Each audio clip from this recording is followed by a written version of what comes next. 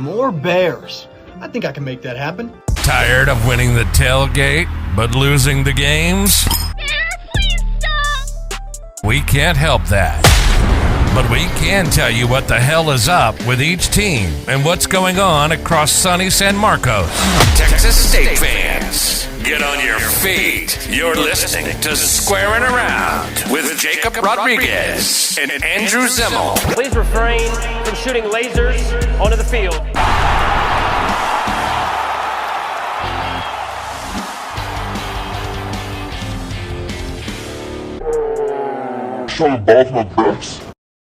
Game week, Andy. Can you believe it? I'm so glad we're here. Mostly because I was tired of just like creating something out of nothing every week, becoming a perennial pocket passer, escaping the line, running around every week trying to make a play for this podcast. I got you. You're a professional podcast prognosticator. You're a hot airbag. You were filling nothing with something. Welcome to radio, baby. One big game against Baylor, the Bears, baby. And that's who we're talking to today. Two Bears, one cave. It's Tom Segura and Bert Kreischer joining us on the podcast. No, it's Evan and Matt between two Bears. We wanted to talk to the best people who talk about Baylor sports. And if you guys listen to this podcast on the Republic of Football Network, or if you listen to this podcast just with us, like you will immediately see why we wanted them on our side. So funny. They're so funny, man. And I went back and I followed them on Twitter. And Jacob, you're the magic podcaster. Our video audience can get their stuff right here. Holy cow, dude. So they're so funny on Twitter and on the podcast too. And they were really good with us. It's rare for two podcasters to come on somebody else's podcast and really fire at all cylinders. I think they brought it. I was happy with them. We only hung out for like 2 minutes. We do that with coaches too. We'll just kind of shoot the shit for like 2 minutes with not recording, and we'll just ask them dumbass questions. Like I think we asked GJ Kinne, like who had the better offense. What was your question? It was like Tom Brady or Aaron Rodgers. Yeah. Yeah. So who had better receivers, Tom Brady or Aaron Rodgers? And question for the pod: who had better receivers, Tom Brady or Aaron Rodgers? Yeah. Week 1, nearly in the books. So see you on the other side. Here's the pod. What's up, everybody? Welcome to Squarin' Around. This is going to be the most unhinged podcast we've ever done. If the ATF is listening, please look out for us in the next few weeks. I think we're here. Please stop bothering us. Yeah, stop bothering us. Stop knocking at the door. We're not going to answer. We're here with the Between Two Bears boys, Evan and Matt. My first question to you guys is Baylor good at football? Depends. Depends if it's an odd year or not. Well, boys, I hate to break the news to you. It's 2023. So I guess you are good at football this year? That's good news for us. The last 8 odd years, we've either won it or played for it or lost 11 games. So really, who's to say? Matt, are we good at football this year? What do you think? I think Baylor is going to be good at football this season. Now, hashtag good, actually good, who knows? Don't know. Hashtag winning. Hashtag winning. Also, don't know. At first, probably. At first, probably. Guys, that doesn't bode good for us, boys. I am. We need a tie, is what we need at the beginning of the season for both of our squads. I would love a tie. Here's what's going to happen, Matt. I've been thinking about this a lot this week. I think we're going to go Snyder ball mode, and it's not going to be fun to watch, but it will be fun to talk about after. I think that's the final take I've landed on. We're going to run for 300 yards a game, and it won't be fun. So yeah, that makes sense to me. I want to start here because Baylor, in the bigger picture, before we get into Texas State X's and O's, because I know you guys are ball guys. We're ready. Ball guys. We're going to break down every. We like balls on this podcast. We love balls on this podcast. Between two Bears, right? Here's the deal. I would say, is Baylor going to win the Big 12 this year? What is the expectations for Baylor fans coming into 2023? That's a good question. What I think Baylor fans actually want this year is to win 8 games. I think if we win 8 games, everyone needs to shut the hell up collectively. And what do you think, Matt? Yeah. My baseline of being elated, what we need to hit for me to be just just extremely excited would be exactly what Evan said. 8 wins with one of them being Texas or TCU. And if we get both, dude, we give Aranda a 10-year extension and I'm good to go. That shows me that he bounced back and we're good. If we're a dark horse for the conference championship, even better. That's great. But just give me 8 wins. Give me some of the problems that popped up last season to be fixed or addressed significantly, and we're good to go. We are good to go. So this offseason, I think a lot of people have been talking about Baylor as one of the dark horses of the conference. Like clearly, Big Brother Upstate, Texas is like talking about us a lot as like the team that's going to win the Big 12. Or I think everybody, Texas State fans, Baylor fans, TCU fans, everybody freaking hates the University of Texas. So you guys are going to be locked in the Big 12 for the foreseeable future. Are you guys happy that Texas and Oklahoma are leaving? I'm trying to figure out what we lose. Yeah, I'm happy that we'll be able to like talk about all of the teams seriously, right? I feel like the thing with Texas and Oklahoma, and it's more Texas and Oklahoma, it's like all the oxygen. It's just all about what they might do soon. And it's a lot of fun and good ball being played. You know, half the conference has won the conference since the last time Texas did. Like we don't talk about it much. You wouldn't know it. You wouldn't know it by how we talk every summer, you know? So I'm excited for how like fucking stupid the Big 12 is to get a big spotlight on it. Cause it is dumb as hell every year. I was nervous, I guess, for Baylor because you guys aren't going steady with us anymore, right? I don't think we play you guys for a while. So it's kind of like a breakup in a sense. Revenge game? I don't know. Prove yourself game? Dave Aranda's a Jedi. He talks, very like mystically. Look at offensively. I look at the tempo they play with and the big wide splits. So receivers will be way outside the hash, right, closer to the sidelines, and they run gap schemes, and so they'll have 500 some pounds. They'll line up here, but I'll pull over here, and with it being so spread out, if there's a misfit or any of that, then it's out, and so that's the second thing I see, and that's a major thing. And so for us to fully be present and attack the thing, and to do it in such a way that players and staff connected, so if something's broke, we can fix it in the middle of it, I think are strong considerations at this stage. Oh no, it is so fun having a coach we don't have to like cape for. I want cape for. Yeah, he's just like a regular dude. Like with Matt Rule, it was like none of us really hold on, pause. Hold on. I'm not sure regular dude is what you actually meant to say there. He's the most regular dude there is. He's just in a room full of sickos, so it seems like he's the weird one. He's the only normal guy in the bunch. He just answers questions when you ask him. That's just what a guy does. Evan, you might be right there. Actually, I retract what I said. I like Matt Rule. I felt like he was a football guy. I think Nebraska fans like him so far. I mean, they're doing the little documentary I've seen clips from. It seems like Matt Rule is really like ingratiating himself into like a different insane fan base. Like Baylor fans are kind of crazy. Nebraska fans are on the A&M side of the spectrum of insane, though. Yeah, like, they're crazy. Let me put you on.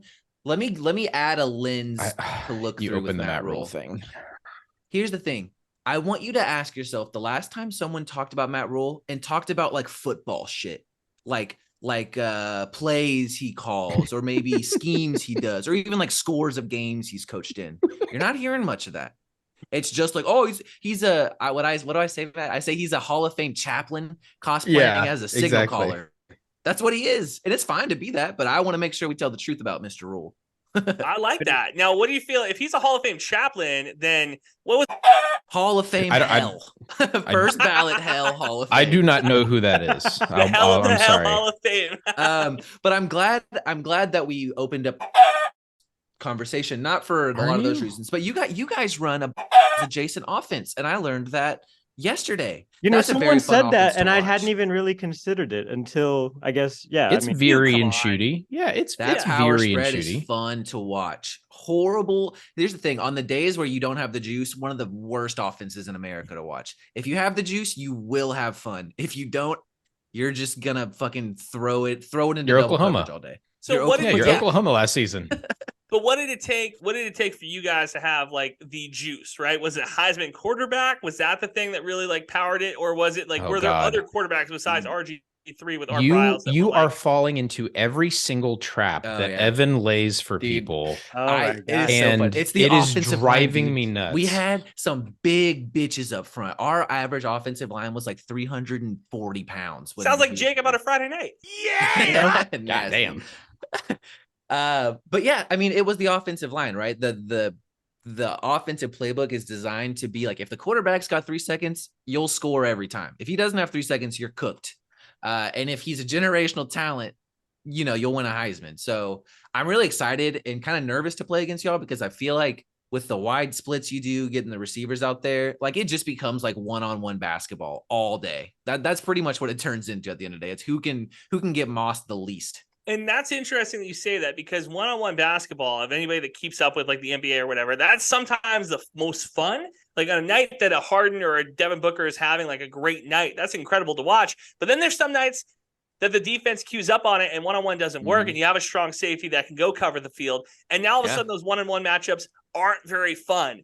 And that is really where I think it gets interesting for Baylor, because how does Baylor's defense handle an offensive coach like GJ, who, look, he hasn't said this outright. We've read between the lines. He wants to put 100 points on the board every single game. Like he wants to play Madden. He wants to play NCAA. He wants to throw the ball around the backyard. What does the Baylor defense look like coming into this season? If your offense is going to ask us to do some shit that we stunk at last year, which is get to the quarterback quick and play press defense. We didn't do either of those things last year. And if we can do one of them, we'll be okay. But if we do neither of them, it might get silly in Waco. Might get close. It might get close. You guys almost beat us 2 years ago. That was with our boy. No Brady one saw on it the field. because it was the worst. It was the worst broadcasted game in American football history. But I remember. I watched Those kids try their darndest. Okay, it was a COVID year. What do you want from We them? have unpaid labor in that press box working those cameras. All right. Look, someone was getting paid because I paid $6 to watch it. So I don't know where that money went. Some ESPN executive high on the hog made the $6 off you, but those poor ESPN Plus kiddies, they didn't get a single cent. Dude. They saw none of that money. I've moved past the game in San Marcos like that. I've moved past that. I'm at peace at whatever that was. Not me, brother. I missed a whole pick I six.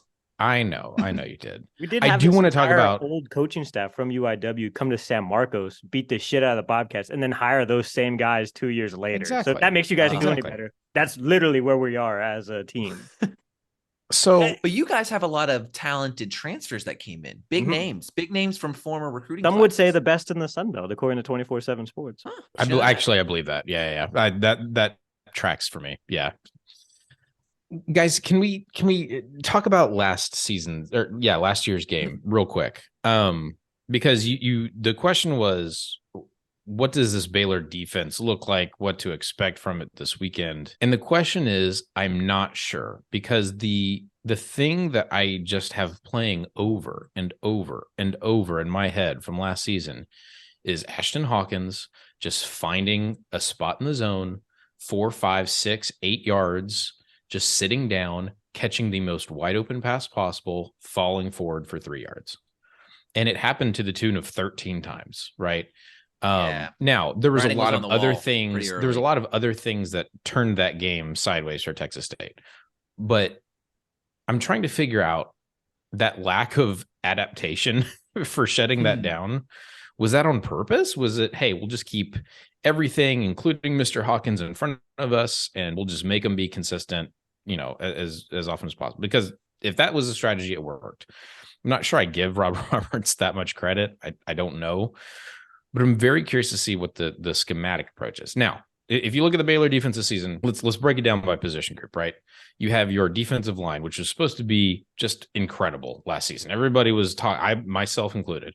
Oh, this is going to be a dominant defensive line, blah, blah, blah, blah, blah, blah, blah, blah. And there just wasn't much juice. Stopping the run was okay at times, but just not a lot of juice.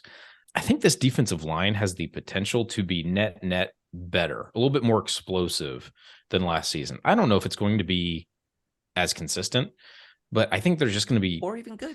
or even good. But I think the potential is there for more explosive plays. Let's look at the linebackers. I think there's going to be massive improvement there. This is where we're getting 2 steps better. Exactly. RIP Dylan Doyle. Love you. We had a first-team All-America fullback at middle linebacker. Trying to do what Jalen Petrie did. It was ugly. Exactly. And so I think coverage from the linebackers will be better. I think run fits will be a little bit better. Defensive backfield could go either way. Could be one step better. Could be equally as bad. I think this defense, though, the individual talent might be all over the place. I think the cohesiveness will make a lot more sense. I think Powledge at DC will have this team playing a little bit more in sync and harder. Honestly, I think that's going to be the biggest difference. So if we can hold Texas State to 7 points again, that's cool. I don't expect that to be the case this early in the season. This is where we're too early in the podcast to talk about predictions, but that is the one thing that I can say will not happen. It will be a game of who can. Look, Baylor should win by 3 scores, 4 scores. Like on paper, that's what this should be.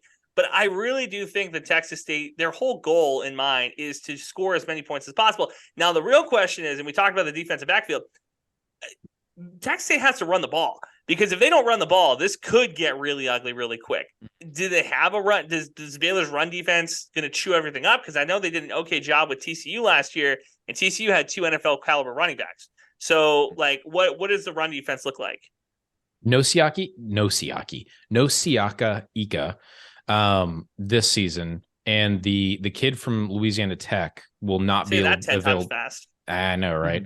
The kid from Louisiana Tech won't be available for this game, so maybe a little light in the ass there. I don't know exactly how you counteract that from a linebacker or a personnel standpoint. We'll see what happens. But it could. I mean, the Kinne offense runs the ball really well. Like, what, 215 yards? It's predicated on it. It's part of the thing. It's part of the package. 215 yards a game or something like that I saw earlier. And absolutely, y'all are going to run the ball. And probably decently well in the first half. At that point, I think the Jimmies and the Joes will probably take over in the second. What were you going to say, Evan? Oh, I was just going to say, I think we're getting back on our bullshit where our offense, if everything holds up the way it should, we should be able to outscore a stinky defense. Not your stinky defense, but outpace our defense. Just any stinky defense. If we're pitching a stinker on defense, the offense should be good enough to hold on to the ball and just pretty much run through a motherfucker's face all season. That's the whole idea. So eloquently put, yes. So is that what the offense is going to look like this year? Is just run and pound the ball? Because that would be different. That'd be a lot different from the Baylors that we've seen in the past. Yeah, I mean, I think it can. I think we will be able to. Like, if we need to go Snyder ball mode, I think we'll be able to. We have 2 Sunday running backs this year. A big, beefy offensive line with the Bang Bro. We got the Bang Bros on our offensive line this year. And the Barrington brothers. We got little Monterey Baldwin, the fastest man alive in the slot this year.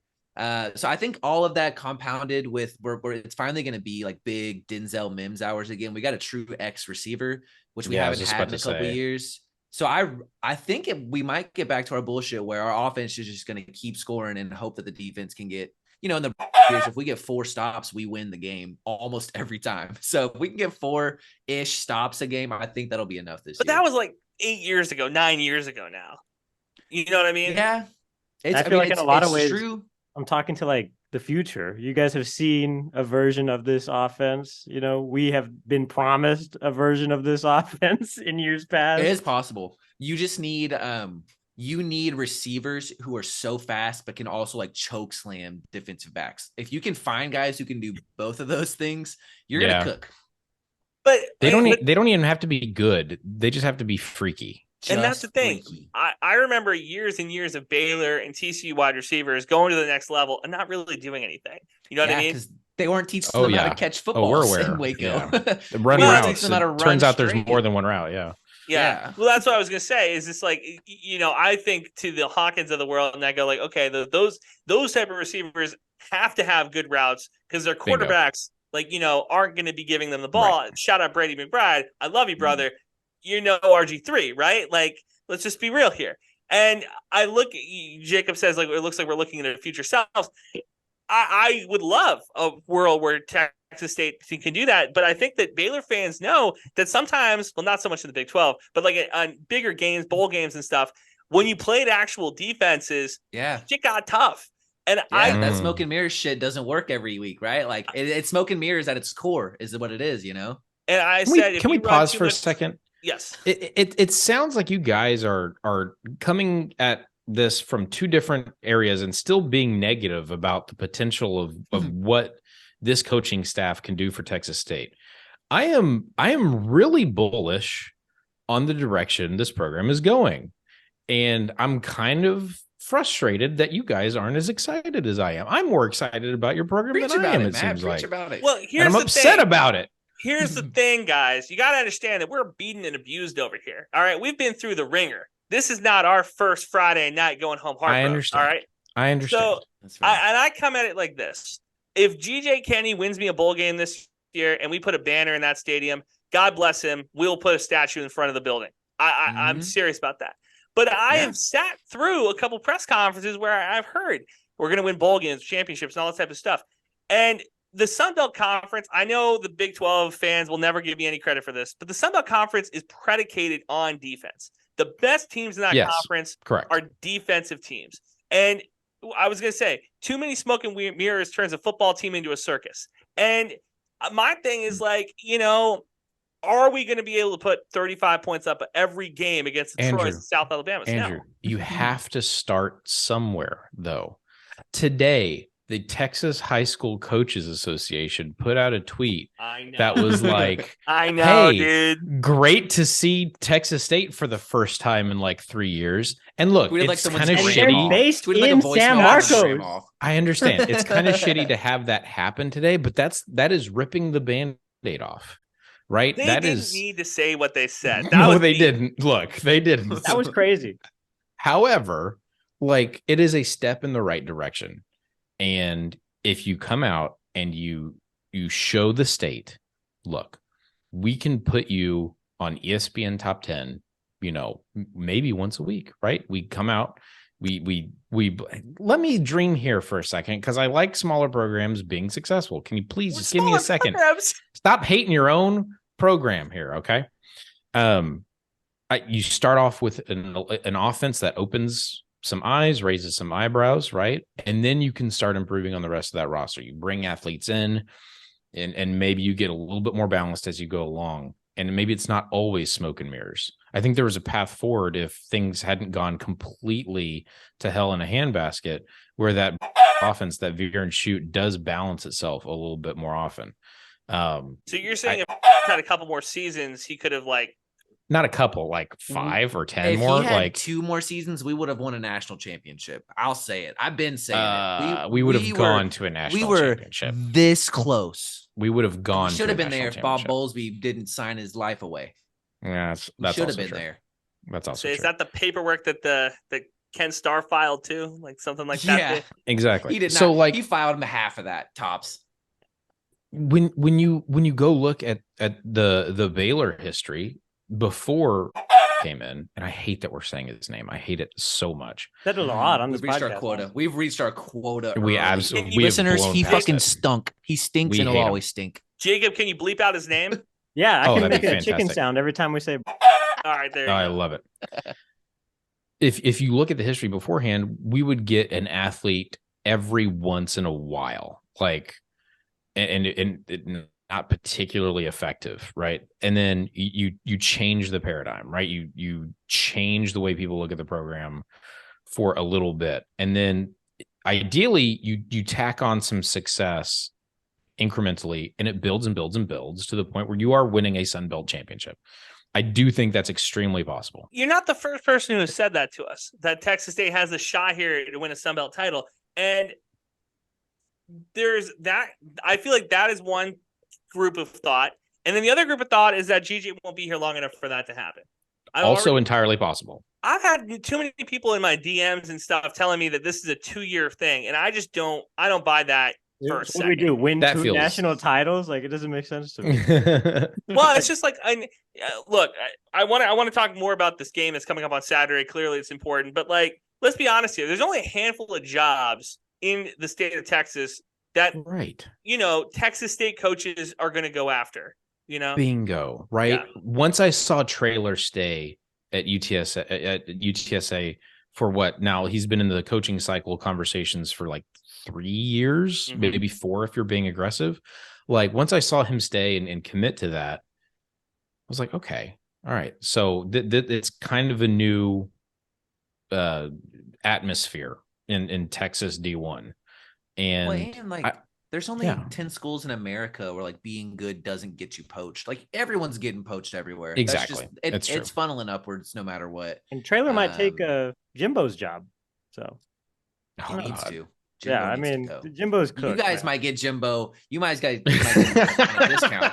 Same colors as FSU. That's what might actually happen. You might get Jimbo on a discount. Well, we got okay. I just love being a San Marcos. Yep.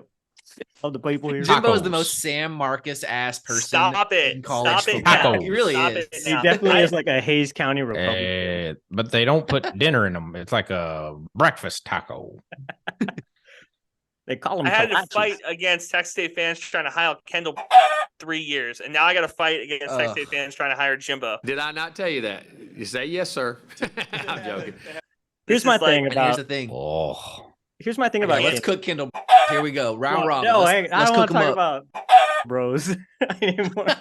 I want to talk about Kinne. I love Coach Kinne. I love what they're building in San Marcos.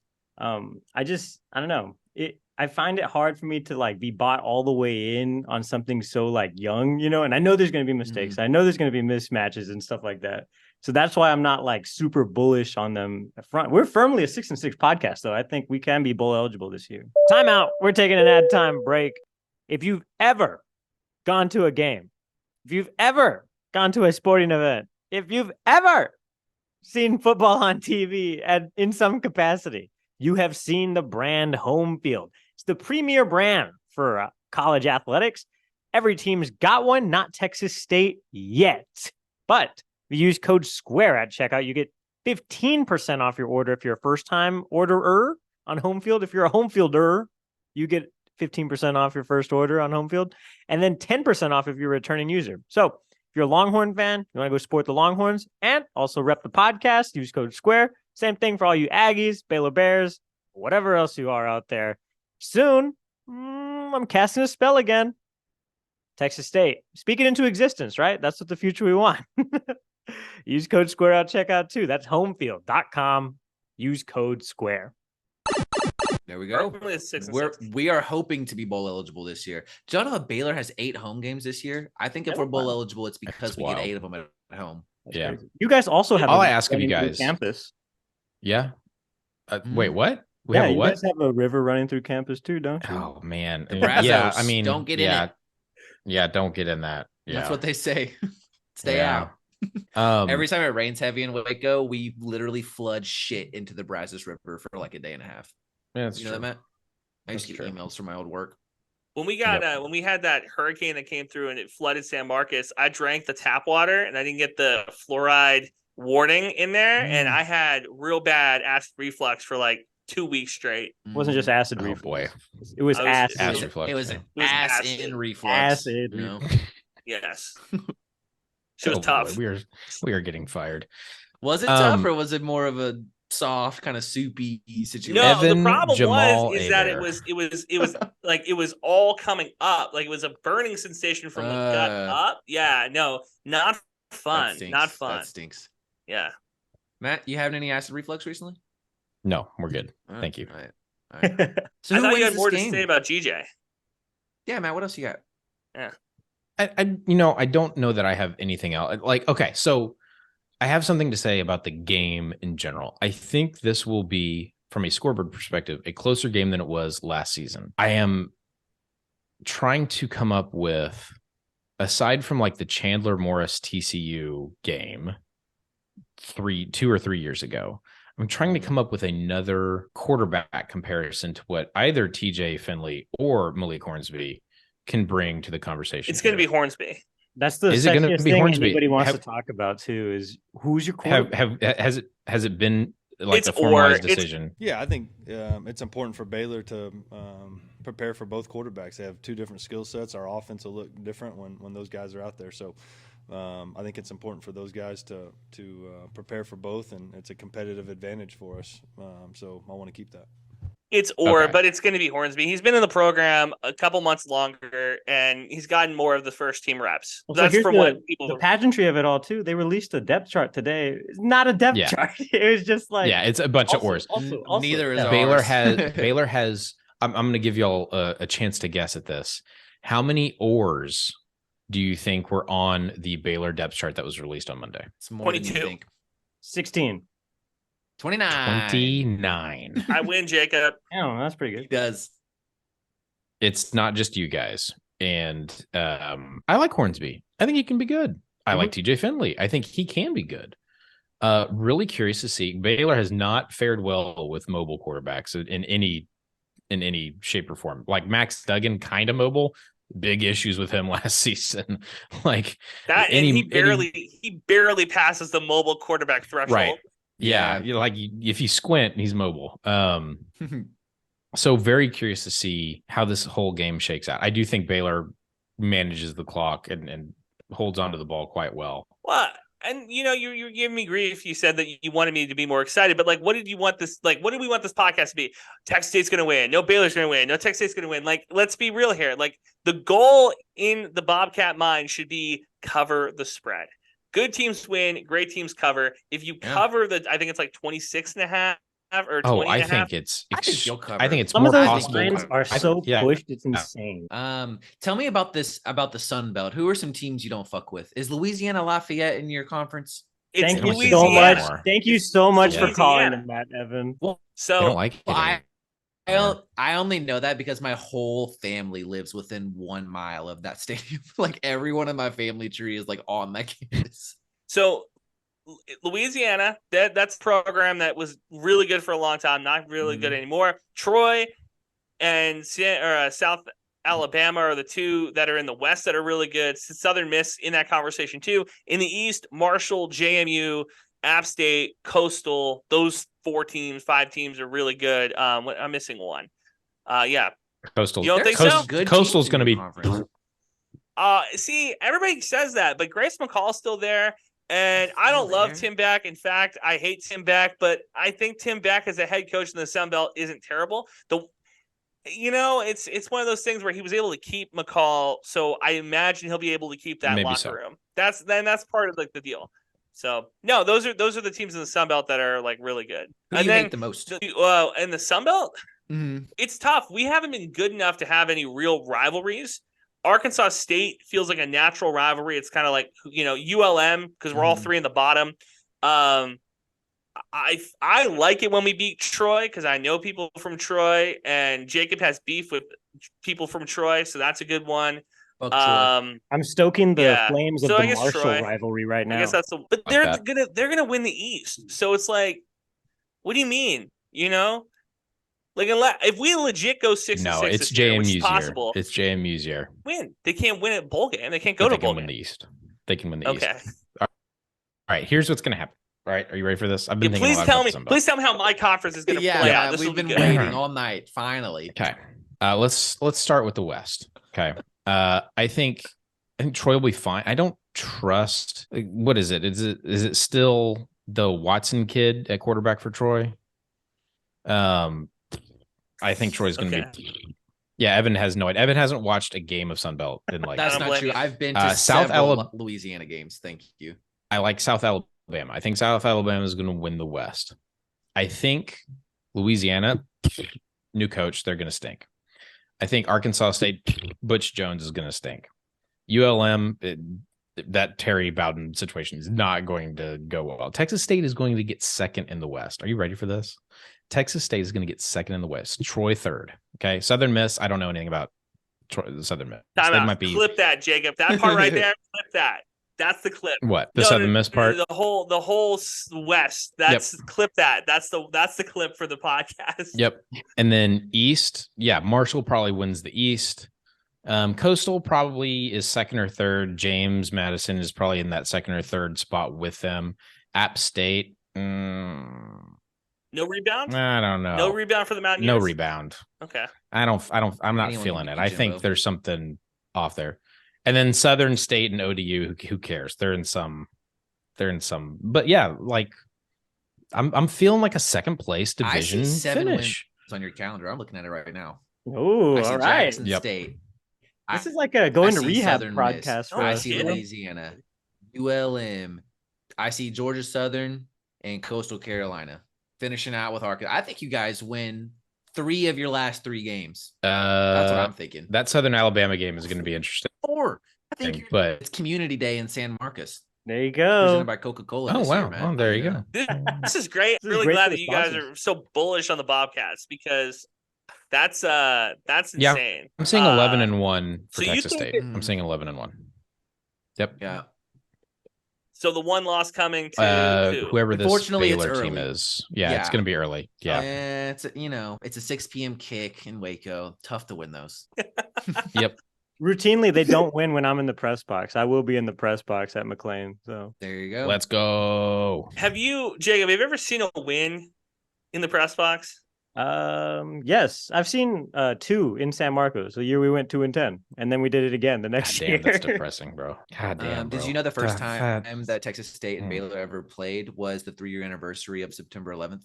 Wow. Because I just learned that. Where is this coming from? What is The that? internet, Never man. forget, It's on the dude. What type of status? It was a close one. It was 17-24. Let me tell you what happened. You guys were down 21 at 3 at halftime and almost came back That's and crazy. won. So it was. I mean, the comeback is real. Yeah. Could you imagine if we I won mean, on honestly, 9/11? never Yeah. forget.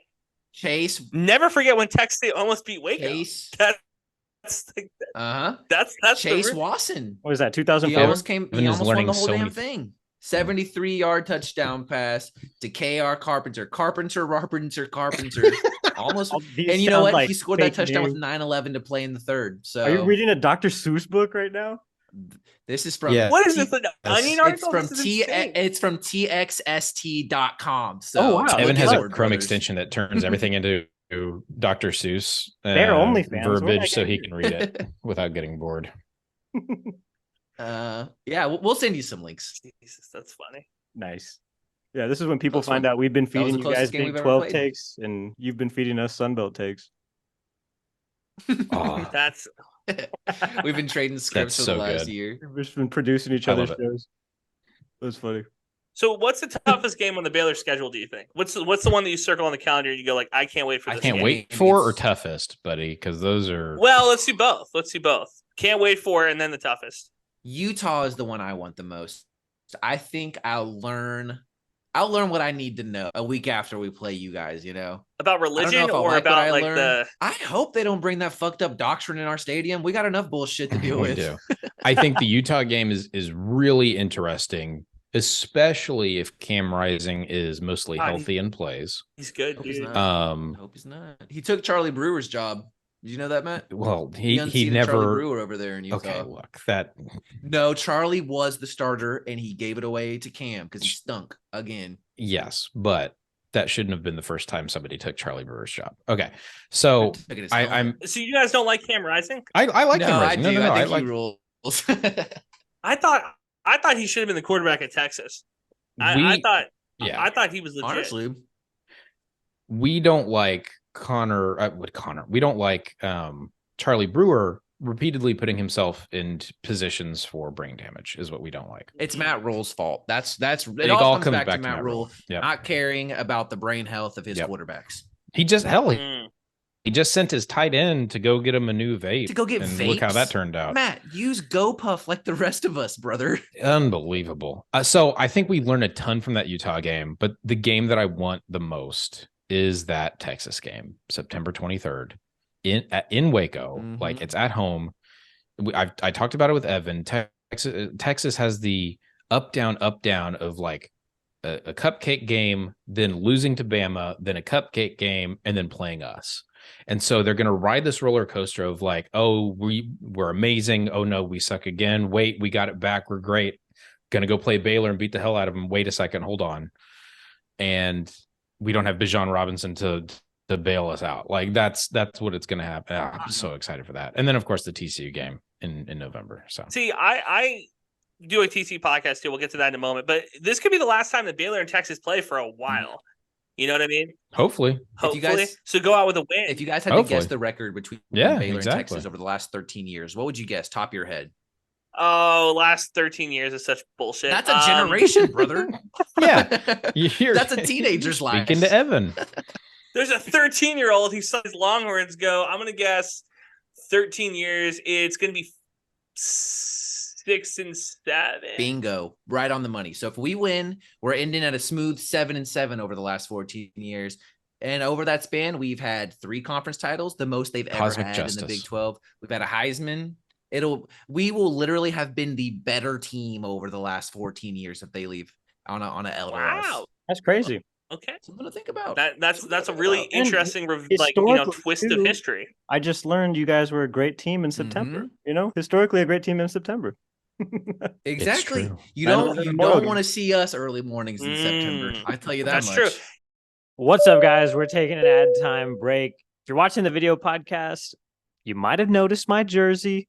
I'm not telling you where I got this. Actually, I think I'm legally obligated not to because Zimmel got it from an offshore place. Anyway, that's not the point. If you want something that's a fire fit, that'll get you all juiced up for Texas State this year, go to elitesports.com. There you can support athletes that come from Texas State with their own custom brands, their own version of what Texas State is, modeled after themselves. They got a bunch of custom looks for you. Head to elitesports.com, use code SQUARE at checkout. You help out the show. And teaser, we got a really special project with them coming out. Ooh, I don't want to say when, but I will tell you it'll be really awesome. So looking forward to that. Elitesports.com, use code SQUARE at checkout. Now, the TCU thing, and Jacob, you can cut this part of the podcast if you don't like it. Oh, I definitely TCU will. thing. So that I do a TCU podcast too. I thought the Baylor TCU rivalry was the best in the conference for 4 or 5 years. Now it feels like it's TCU Kansas State is the rivalry because it feels like Sonny Dykes has really turned that program around. What do you guys think? I think that doesn't feel like a rivalry to me. Hmm? The Texas Kansas State doesn't feel like a rivalry. It feels like 2 really solid teams that have really good games against each other. But I don't know that anybody hates Kansas State or Kansas State fans. Do you really? I absolutely fucking despise Manhattan, Kansas. Get on your soapbox. Look, here's the thing. Just dick rides. Here's the thing about the Wildcats. Here's the thing about K-State. Here's the thing about K-State is that in basketball, they're the little brother. In football, they are the program because Kansas football sucks. But in the Big 12, they are supposed to be the little brother. They're supposed to be and they have this entitlement in football. And them beating TCU last year just fucking irked me to hell. And yeah, I don't. And the other thing is too is that TCU basketball and baseball and Kansas State basketball and baseball match up, so it's a 3-sport type of rivalry. So it works across multiple seasons. That's kind of where my head's at with it. But this was beef. No, I absolutely fucking hate Kansas State. It's just Andrew. I think we need more Kansas State hate. They're getting off too easy. They lost to They Waco. are. Deuce Vaughn is a fucking Darren Sproles cool. wannabe, He's bro. awesome. They had a Heisman contender come to Waco as number 1 and leave with a big. Now fat that was L. funny. That was So- that right there. That was was funny. Right there. I don't care. That I was don't care some who good you shit. are right We there. beat That's the funny shit. right there. We gifted them 7 points early, and we still I remember washed that. the floor with them. I remember that. They do stink. So what about One time Oklahoma? I Are went you to a guys game happy there. to kick Oklahoma's ass? We already did that. We Check, beat in the check last. box. We don't 2 play them this years. season. Check. We got one coach to leave, another coach to leave the conference. They fucking stink. Here's It's the thing: boring to play Oklahoma. people talk about Oklahoma running the Big 12 for the last decade, which is fine if you look through a normie lens. But the problem with that is their best dance partner is supposed to be Texas, and they've fucking stunk for 15 years. Baylor's done our part. We've won 3 conference titles in the last decade. Yeah. And if it Pulling weren't our for weight. being in the wilderness for 4 years, we would have won 3 more. So they should thank their lucky stars that we spent 4 years in the wilderness, because we That's won true. back-to-back Big 12 champs. And then we spent 4 years rightfully getting our ass whooped. Matt Rule gave them one, and then they've been getting their ass whooped literally ever since. handed it to handed them. Yeah. Yeah. So Bob Stoops did a great job. No Bob Stoops slander, but Lincoln Riley took all his players and Hall of got Famer. worse every year. And the same is going to be true in TCU. I hate to Boo. report Gary's guys are gone. We're going to see what Sonny can do this year. And GGG. here's the thing. I think that Gary Patterson was one of those like quiet quitters. Like he really revolutionized it. Yeah, that's like true. because ever since that Rose Bowl win, dude, like he'd circled through OCs and it was like, dude, come on, get a like Millennial Boykins put up Gary high- Patterson. I cannot get over that. That's amazing. dude. Like he's got a statue outside the stadium, you know, clearly probably the best coach in TCU history, right? But like, let's be real here. No Sonny names. Dykes got him to a national championship in year 1. And it wasn't a mistake. You know what I mean? Like, Yeah. granted, Yes. Hey, they I'm got their with you. fucking asses kicked by Georgia. And did some TCU podcaster lay out a game plan in that TCU could beat Georgia in some universe? We'll never know. I You know gotta him. play the You gotta play game. the game. You got to play the game. I know that guy you're talking about, Andrew. He's a huge dig. They did take it was the worst bowl loss in bowl history, though. We should frame this appropriately. Georgia players were eating chicken wings during the game. Duggan looked out of his element. Well, let's be honest there. I think that Andy Dalton plays in that game, and it's a whole different ball. Maybe That's it all looks I'm different. gonna Well, say. Maybe it looks different. okay. All right. Well, if we're okay, then Herschel Walker gets to play on Georgia's He team. All right. Played when the helmets were soft. He wouldn't have. He wouldn't have had the juice. I'm just saying. I'm putting it out there that like I think this year's gonna be interesting. Losing Garrett Riley is a big loss. Yeah. I don't know why he went to Clemson. I don't think that that's a better job, but whatever. And we got which is one of the most disgusting hires in college football. I'd be real careful about saying the we got there, but because we will are now say, weighted down with the burden of for all of the nastiness that's implicit in that hire, pairing him with Coach Kaz, their strength coach, there is some real that's electricity fine. that's going to pop off there. And- I fear that the power spread is solved in this here Big 12 R. That 3-3-5 is not going to let Kendall take any tops off. No more Ooh. tops are coming off for That's Kendall. true. Whoa. I hope not. Well, you know, hope not. Well, Hope not. Here's Yes. the other thing about Kendall Brown is that like for whatever reason, players really like the guy. Like I don't know what he. Gee, I wonder Yeah, why. let me tell you. I- Let me give you some insight why players seem to like being around Kendall. I'm sorry, that was rude. I interrupted. But here's the thing. Here's the thing is that like it's not like college players. It's high school coaches. It's like high school parents. Everywhere he goes, they like take photos with this guy and they go like, "We're next to Kendall." Like what? He's like Lane Kiffin, but like even greasier for some like Yeah. somehow. Like he's Oh, like dude. Long John Silver's like Lane Kiffin. You know what I mean? Oh my god. It's a weird deal.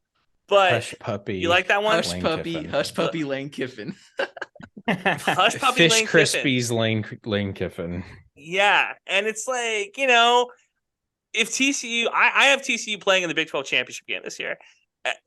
And, you know, there's a real shot that they win 8 games or they could win 9 or 10. You know, it's I think that there's like a interested deal in this. there. I just feel like TCU, the energy they're bringing into this next season, it feels so similar to the energy that Baylor brought into this last season, where it's like we were good last year. Sure, we've had a fuck ton of turnover, but Here's we the were thing, good it's last not year. Let's that run much- it back. Okay, it's not Buddy. that much turnover. It's not as much All the turnover as vibes people are make it gone. now. defense. The vibe turnover is kind of where my idea But the is. defense wasn't the thing that was winning them games last year. You know, nobody was like coming into a TCU game being like, "Oh shit, that defense is what's really gonna." No, it was like they had guys who were athletic. They lost some dudes. They brought back dudes that are athletic. And on the offensive side of the ball, losing 3 receivers to the NFL and 2 running backs to the NFL, And that's fucking tough. But you know what's quarterback. crazy? Well, But technically, see, I'm not- Max Duggan is not I'm in the not NFL worried about at the Duggan. moment, so Free That's true. agent Max I'm Duggan. not- there you go. I'm not worried about Max Duggan losing Max Duggan. Like, I love Neither were Max, the but- Chargers. He won the quarterback of wasn't- the year trophy. But he wasn't the starter week 1. Like he lost the quarterback battle. So for me, I'm like, okay, I don't think Chandler Morris is going to be that much of a downgrade. Like I do think he will be good. I'm not. I am. Something that I learned last year, and Matt can quote me on this. I just learned, and Baylor just hasn't dealt with this a lot. Losing a fuck ton of NFL talent, it just matters. Like there's just no way. There's just no way to vibes around it. And I fear that losing Max and losing that big body bitch at receiver that cooked everybody. I just feel like that's going to be hard to. That's going to be so hard to replace. Yeah, losing I say that with all respect because he was so good.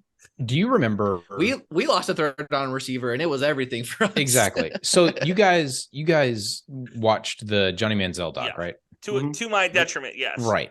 And the thing that I was reminded of, and I'm reminded of like every couple of years, I guess, is like there is some significant percentage of Johnny Manziel's success that should be attributed directly to Mike Evans, to how tall Mike Evans is, right? Specifically, how tall Mike was. Yeah, how tall and how high he can jump. Him and Cliff Kingsbury both should be sending him residuals. Is what they need to Evan, I'm actually making a point here. There is Quentin Johnston is not there, and so who is the fuck it? He's down there somewhere option for Chandler Morris? Because if you remember, Chandler Morris, kind of a jitterbug back there, right? Like he extends things by being shifty, or at least he did against Baylor, and we really haven't seen him a ton since. He lost the job. Not his fault. Like, well, he got injured. They just never won the job back. Yeah. Yeah. So can he stay healthy? What is his bailout option? Right. And maybe they realize that isn't the way to approach things, and they just go a lot more run heavy. And then that's where you start going like, well, okay, does Kendall have the ability to switch his whole shit up like in the off season? And how quickly does he come to that realization? And he hasn't done that ever. So let me ask you this. Are you higher on TCU or Texas State going into this year? Texas State by far. Yeah, Texas State is easily the better team. I think Texas State wins on a neutral field. TCU is going 0-12, and Coach Prime will become president of the United States in 2020. Yeah, that Colorado L is going to hit like a shotgun to the chest. You are he's going to retire after the TCU. This is good. I mean, good content. Colorado, the only team that has more transfers than Texas State. It might not be good, and they're going to beat TCU. And every Big 12 team is going to try and kick Colorado's ass. Oh, they're going to be awful, and they're still going to beat TCU. Yeah. Yep. They're going to be awful. This is where the rivalry comes in, Jacob. I was on the square this past week, and I said, "What's up?" to Josh Eaton, Oklahoma transfer. He was like, "Hey man, we're going to win in Baylor." And I was like, "Okay." He was like, "Yeah, say that on your podcast." I was like, "All right." Say that on your podcast. Oh, that's funny. That's a bar. It wasn't like bad. All right, like, I don't let's think do some predictions, that fellas. way. What do you say?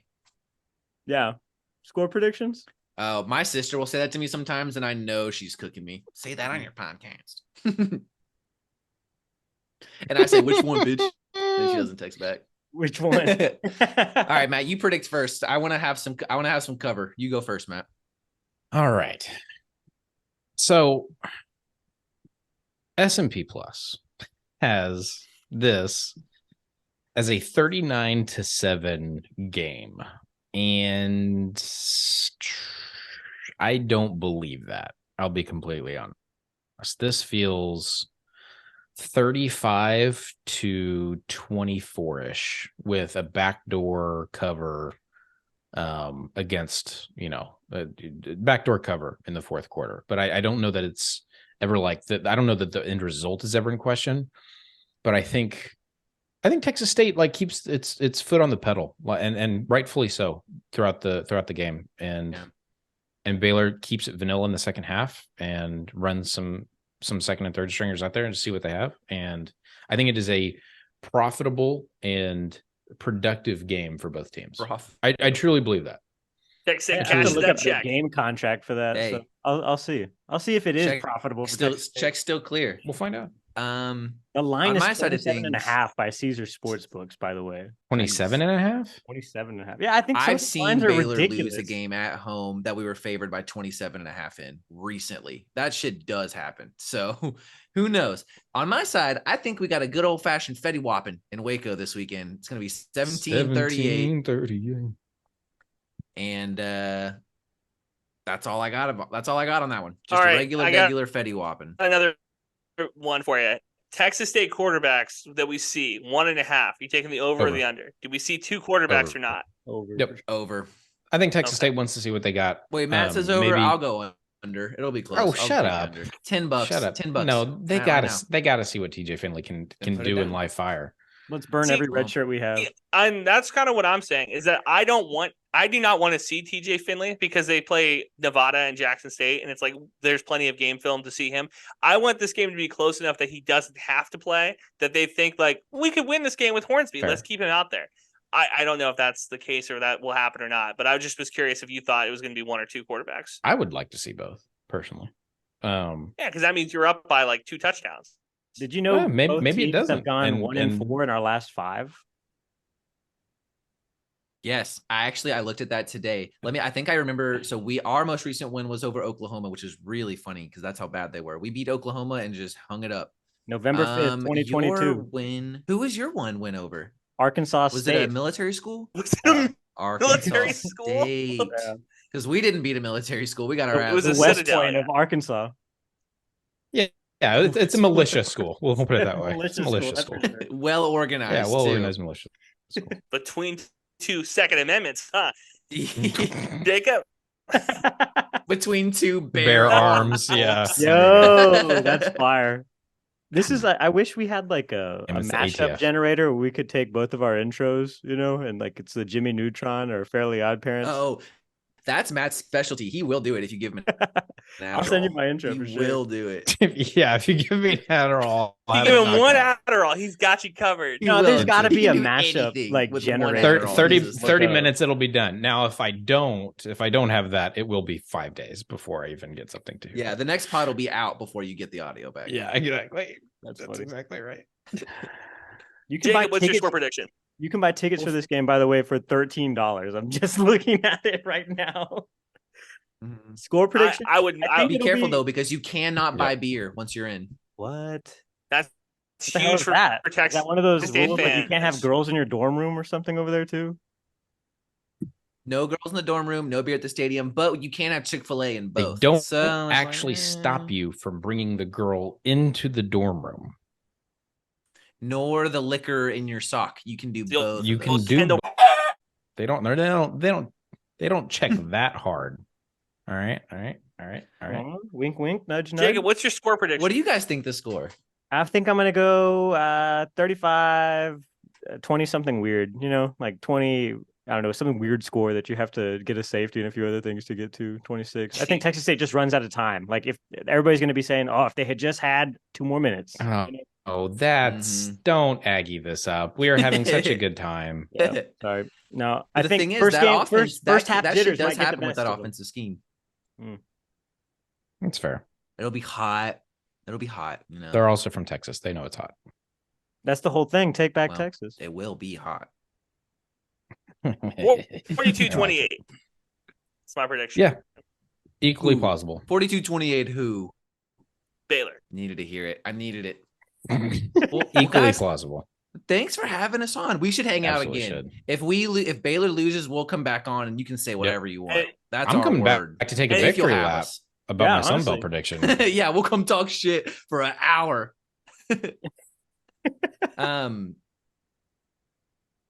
I had another question. I had one more for you because I know I've been talking your ear off. I don't care. Jacob's the one that What? has to fucking edit this. Sorry about this It's one, okay. Jacob. It's okay, Evan. What do you think of all the games in your calendar this year? If you wanted me to UTSA. tune into one, like if I UTSA. had to circle UTSA, okay, you have my word. I'll be watching the UTSA game and I'll be rooting for y'all. That's the one. That's the one that if Texas State loses every other game by 4 touchdowns, if they beat UTSA, that's the one that matters the most. That is Okay, our that's good like to hear. Super Bowl. Matt, did you know you can't spell nutsack without UTSA? That's true. You can't do that either. God damn it. Mhm. So something I'm gonna keep in mind. UTSA beat Oh, Waco, boy. beat Baylor and Waco once. It was when Matt Rule was tanking. Why was he tanking? What are you tanking for in college football? What the He's Listen, got the best listen, recruit in the draft. Matt Rule, Don't you know? Matt Rule is so. I really think Matt Rule is smart. He knew if he took a team that could win 9 games, because we could win 9 games that year. He took us Oh, so you think he just got us from 1 to 11 because he's a good coach? Yeah, right. He artificially suppressed our wins that year so that because people are still talking, oh, he brought Baylor back. We won 10 games 6 times in the last decade. He didn't do shit. We won a Big 12 championship before and immediately after him. So my take is that he tanked that year so that he interviewed for the fucking Colts after that season. He knew what he was doing. I wish that you went to Texas State because it would have been so much fun to have that brain talking about this awful Bobcat team year after year after year. Like, I think because Baylor has won conference championships and like has played in the playoffs, that like you have this like, joy about your team. And we are just so beaten down that like I can't enjoy happiness. I can't finish. You know what I mean? Like, I just can't. You should talk to Matt about that because he's been texting me, and Shut up. Okay, but here's the good news, though. For real, the good news, everything turned around for us when we did exactly what your offense is about to do. We're throwing shit against the wall. Yeah. And we're gonna dare teams to have cornerbacks that can win one-on-one matchups. So if Baylor is the boot plant, I would avoid a couple chapters. Yeah. But you've got the first step. Like, this is it. This is how you do it. Well, we've heard you're going to be the next Baylor, and you're going to be the next UCF. So if that's the case, I mean, dude, 2024 championship. There we go. There are worse options for sure. Yeah, we could be Penn State. Exactly. Wait a minute. I think that's a little bit of wait a both. minute. I think that's the only worst option. This is the last thing. Bijan getting compared to Saquon Barkley, because this is the thing that the Penn State that drove me so fucking insane. He was not Saquon Barkley. He wasn't Reggie Bush. He wasn't any of these great running backs. He just played at Texas. He never won 9 games. He was better. He was better.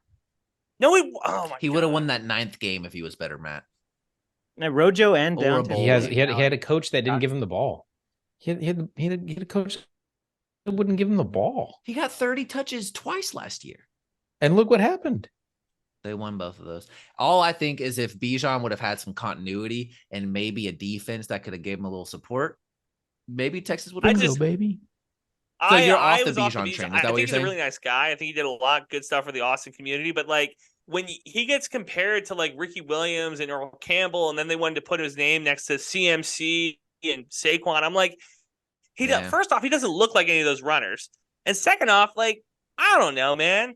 Like, Reggie Bush was winning games for USC. Like, he was putting the team on his back and being like, Saquon put the team on his back. I don't remember watching Bijan being like, oh, shit, he's going to tear that defense up. It was like, okay, Quinn is throwing the ball, Sark's offense, and also Bijan's like a product of that. And he's a really good athlete. You know what I mean? I also tanked my fantasy dynasty team to get him. So, yeah. I'm fully on board. Yeah, tanking for a Falcons player is crazy. Here's the Bijan trivia I'll give you. I disagree with you on a lot of that. I do think he was good, but where we align, I just don't think he's that good. That's fair. Where we align is here. You may not remember this either, Matt. So the last thing Bijan ever did as a Texas player is they force-fed him the ball 6 times at the end of the Baylor game so they could run the score up, and he couldn't score from inside the 5, like 6 times in a row. We stuffed him, and then the game was over. They actively tried to score as the game was ending, and he couldn't do it. Big moral victories in Waco. Hey, that's all we can do for a while. You'll grow fond of these moral victories because that's all we had to hang on to for a minute. Gentlemen, that's all we've had to hang on to for 10 years. What are you talking about? It's a fucking decade. All I've had is moral victories. Gentlemen, right. I got to bail. Thanks, guys. Yeah, thank you guys for joining us. This is awesome. I will come on anytime. Thanks for letting us come do whatever the hell it is we do. Welcome to the most Square Talks podcast ever. And I delivered, I think, with the Baylor boys. You might think TCU because it had to cut so much fucking TCU propaganda out from Andrew. But hey, they're 2 Waco guys, so they're always going to be anti-TCU. The same way that if this was we were talking UTSA, we would hate UTSA. That's true. Well, so or the same thing, right? Like, I think next week will be a different podcast because they're going to have us justify our takes a lot more. We're on with the Alamo Audible guys. And, it'll be really fun, especially depending on the way this weekend turns out. What do you think, buddy? Yeah. Yeah. I mean, look, if Texas State beats Baylor by some act of God, like we're going to feel really good going to UTSA, but we both agree that this is probably a scheduled L and a scheduled paycheck. So, and if UTSA beats Baylor, Dana Holgerson is packing his bags. debut in the Big UTSA 12. beats Houston. Yeah, exactly. Yeah, because they play in Houston game 1, UTSA. That's gonna be a crazy game. No, I'm excited. That's Thank you insane. So we so both much could be coming for- off a loss, so that'll be good. Yeah, a little time to, and then we're going up against a quarterback who apparently shouldn't be playing football anymore, basically, because I read Craven's article about it. Isn't that crazy? 7 surgeries, 4 in the last 4 months. That's not good. In football, you get hit in the knees quite often. So thanks to the boys, Evan and Matt, for coming on. Definitely will have them on again in the future. We ain't got no badges. We don't need no badges. I don't have to show you any stinking badges. Better not come any closer. Thanks for listening. New episodes out every Thursday. Follow the boys on Twitter. Eat 'em up. Eat 'em up.